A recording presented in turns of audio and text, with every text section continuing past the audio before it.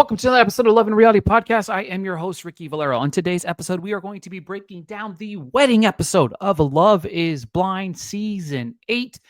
This whirlwind of a season is coming to a close, kind of. Obviously, this Sunday, we have the reunion, which is going to be spicy, crazy, and potentially a little bit wild, right? That being said, thank you guys so much for the continued support right here of the Love and Reality Podcast as we continue to break down reality TV at its finest. If you're watching right here on the channel, we've been covering The Traitors. We've been rewatching from the beginning Vanderpump Rules Season 1. Never seen the season. We're actually on the verge of being on the season finale, plus the reunion of Season 1. Excited to dive into Season 2 of that. I've also been covering Extracted, the reality TV survival show on Fox. Is really, really good. If you're looking for something to kind of carry yourself over after Love is Blind is over, I definitely recommend catching up on Extracted. It's pretty great. Obviously, right around the corner, we have Temptation Island, which is coming out March 12th or 13th, I do believe, on Netflix, dropping all 10 episodes at one time, which is definitely interesting. But I'm excited for you guys to experience that if you've never done it before, because the show is very good. Without further ado, let's dive into Love is Blind Season 8, Episode 12, the wedding episodes. Let me explain something. These episodes, this is an hour and a half long. This episode was an hour and a half long. Let me tell you, this could have been an email. I'm going to be real with you guys. This could have been an email. That's what this episode could be. I honestly, I struggle to watch the build up. I've watched the season. I don't need to see the recap. I don't need to see them telling us everything that already transpired. I don't need any of that. I just want to see, are they going to say yes or are they going to say no? That's the big thing for me. That's all I really want to see at the end of the day. I think that's all of you want to see at the end of the day. That's why this episode of this podcast, breaking down this episode, is not going to be very long. But that being said, obviously, we knew, the audiences knew, Sarah wasn't going to say I do. I don't understand. She says, I like my partner to be on the same wavelength as me, but I can't. She said, I still love you. I think you're amazing. I care about you. He said, I want to stay with you and continue to grow with our relationship. But she said, we'll see and talk about it. Damn. She awkwardly leaves, tells everyone to find her in the back. She said, I'm fine, but get me out of here. She said, he was everything I pretty much wanted. Pretty much. You never want to hear that. Pretty much. She said, I hope I made the right decision. He hugs Molly and Lauren, who were at the wedding. Her mom asked if there was a time frame, but she knew about that. She talks about the Black Lives Matter thing. You still got engaged. That didn't change. Then, of course, when she asked about the church situation, he kind of delayed it a little bit. She finally listened to a sermon. When she listened to the sermon, she said that their sexual identity was traditional. He didn't have much to say about that either.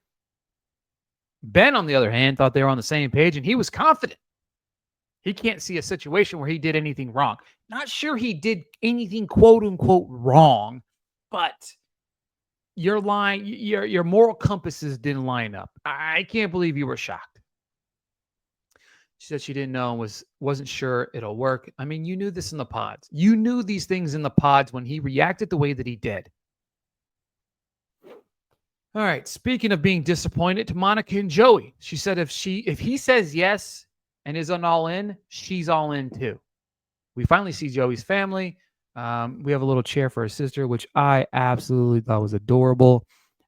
Quick programming note here. I do have interviews with Monica and Joey up on this YouTube channel. If you want to check them out, please do. Obviously, to say I don't know right now. She said I'm about to cry. She said it's either 100% or not, and 100% and not in this moment. I am. We're not there quite yet. He said same. Joey gives a little speech and says to cherish every little moment. He ends it on a happy note. This is what I found interesting. He says that I never heard her say I love you until they were at the altar. I found that quite interesting. He said the first time she ever said it to him was at the altar. He says, I didn't know that at all. Crazy. Devin and Virginia.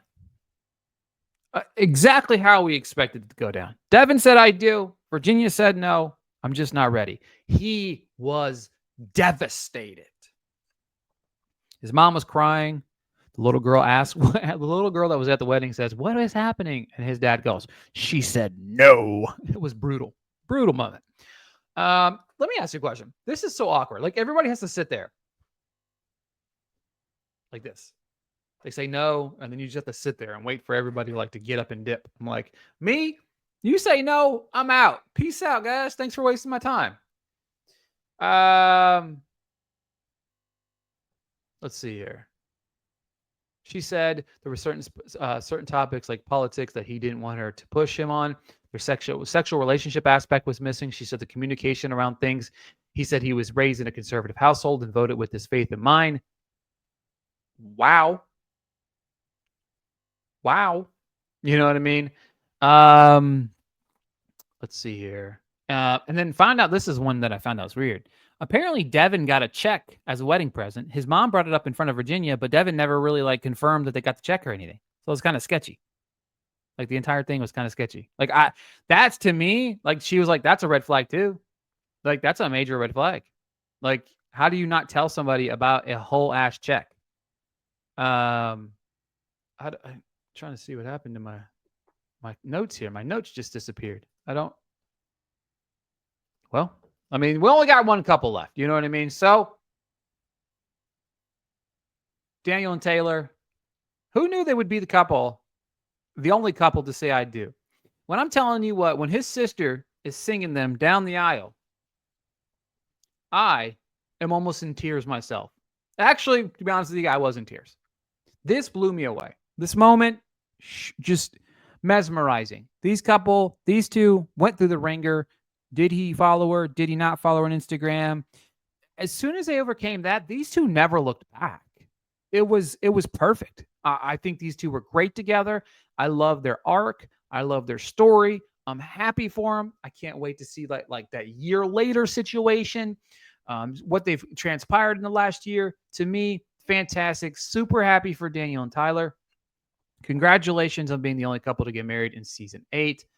This is the big thing. What did you guys think of season 8? Was it successful? Was it not? I do think it was a lot better than last season. There was just too much minutia off screen. There's some off screen minutia this season, but it didn't involve a lot of the people that we saw on our screen. So that was a little bit changed. I'm going to be interested to see what happens at the reunion. Monica, Joey, what really went down? Ben and Sarah situation. Devin, Virginia. I'm sure that's going to get spicy. And of course, Dave. Dave. But yeah. Outside of that, that is it, folks. Short, sweet, to the point. Let's talk about it. We'll be at the reunion. I'm going to be doing a live show post-reunion this Sunday night, 9 p.m. Eastern. The 9 p.m. Eastern is when the reunion airs. As soon as it's off the air, I will be recording an episode live for you guys, breaking down the reunion. Thank you guys so much for tuning in to another episode of the Love and Reality Podcast, breaking down Love is Blind Season 8. I will be back soon.